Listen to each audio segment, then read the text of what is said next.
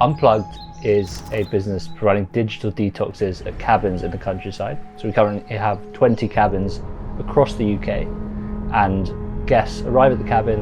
Upon arrival, literally padlock their phones in a box. We give them a map and a Nokia and leave them to it for 3 nights.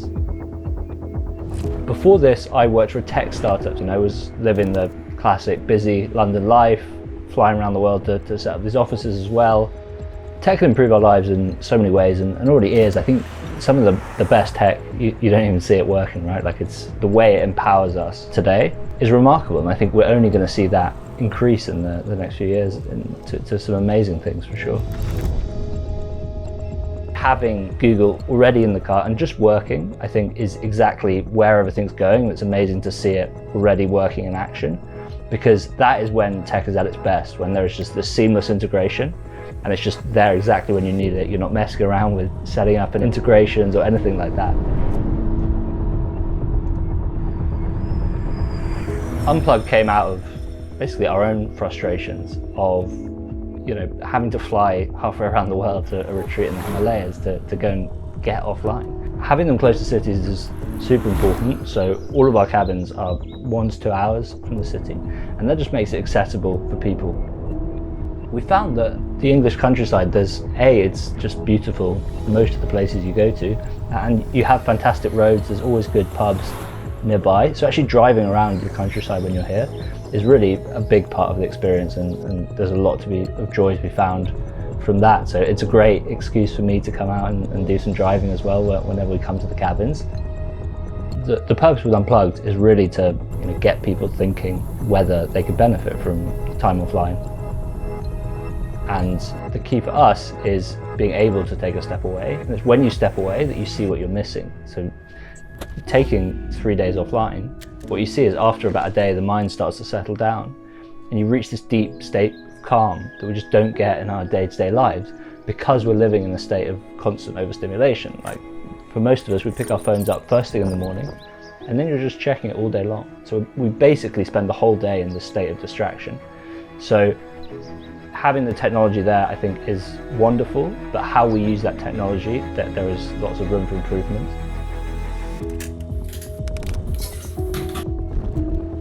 %80 of us check our phones within 15 minutes of waking up, and we basically have it there for the whole rest of the day. So obviously you can go and stay anywhere and just lock your phone in a drawer, but we don't. Like, for many of us, we haven't spent a day in the last decade off our phones. So what I would say is just try taking a few days offline and see what happens, and I think you'll be surprised.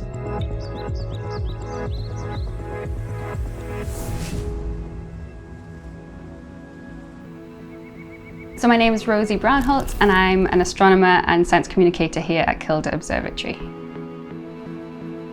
Kilda Observatory is in Kilda Forest, which is in Northumberland, on the border basically between Scotland and England. And this area is a dark sky park, and there's only 117 of them in the world and only a handful in the UK. So we're one of the best places to come see a dark sky, basically, which not many people see.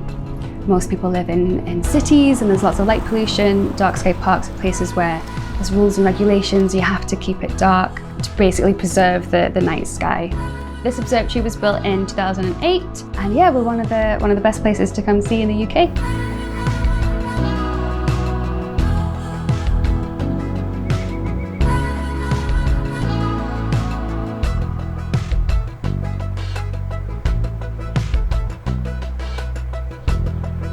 The design of the building came about from a competition, like an architectural competition, and the person who won, it was meant to be designed in a way that it looks like it's a ship sailing off into the reservoir. We've got 2 square turrets which hold our big telescopes that we use to show the public, and they can come in and get to see the night sky if it's clear. The observatory's mission is to educate and inspire the public. They come here and we show them the telescopes and show them the night sky and teach them about space and astronomy. They'll get to see, if it's perfect conditions, about 3,000 stars in the sky. If it's really perfect, if it's nice and clear, you can just about make out really deep space objects. You can see the planets if they're out, Jupiter, Saturn, Venus, Mars. They're all really bright, you'll be able to see them as well. You can see satellites, shooting stars, really faint objects in our Milky Way, so nebula, these clouds of gas and dust. You can see a lot more detail on the moon and the planets, things in our solar system. So the moon, has these lovely craters, lovely seas, you can see them. You can even look at the sun if it's daytime. You can see it, the areas of high activity. Some of my favorite mind-blowing facts about space is just the size and scale of it. It's so big that we can't comprehend it. Our solar system, the sun, is just one of 100 billion suns in our galaxy. And then about 2.5 million light years away, there's our nearest neighbor, the Andromeda galaxy. And we're just 2 galaxies of 100 billion, maybe 200 billion galaxies in the universe. It's just crazy big, so big that we can't really understand it or even try to understand how big that is. And it makes me feel very small, which I quite like.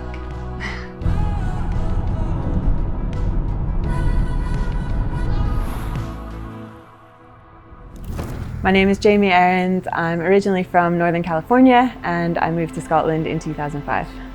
I love Scotland for the wild spaces. I love that there are places you can go that feel incredibly remote and let you get away from the busyness, the hustle and bustle of whether that's cities or jobs or regular life. And very quickly you can be in places that feel completely untouched, and you can go hours without seeing another soul. And equally, there's opportunities to do things with like-minded people and have adventures, whether that's on sea, on land. Scotland is truly a wonderful place to explore. Driving in Scotland is a fantastic experience. The roads are dramatic and take you through all sorts of incredible landscapes. I just love being able to put my kayak or my bike on the roof of the car and just set off into the wilderness. Obviously it helps if you have a car capable of carrying a 17-foot long sea kayak. And the highest paved road in Scotland is 670 metres, or about 2,200 feet, but that's still not as high as the Munro. Munros are hills in Scotland above 3,000 feet. There are 282 of them. A Munro round is completing all 282 Munros. I was very attracted to the idea of trying to do a Munro round as quickly as I could. And in so doing, also wanted to make it self-propelled. So that meant kayaking, cycling, walking, running, crawling, whatever it took to get to the summit of all 282 Munros was my goal. The previous record was just shy of 32 days, and I did the round in 31 days and 10 hours, so I took about 12 and a half hours off the previous record. The previous female record was, I think, around 76 days, so I more than halved the previous female record. My self-propelled Munro rounds equated to over 1,600 miles, and the ascent was around the equivalent of climbing Everest 16 times. My Munro round was about 2 years in the planning. Many hours spent poring over maps, trying to decide the most efficient way to get from point A to point B, gathering a mini army of support people to give me company, help me with navigation, help me carry stuff, remind me to eat, people picking up bikes if I cycled up an estate track and then could go on foot. It meant that my bike wasn't abandoned in the middle of nowhere.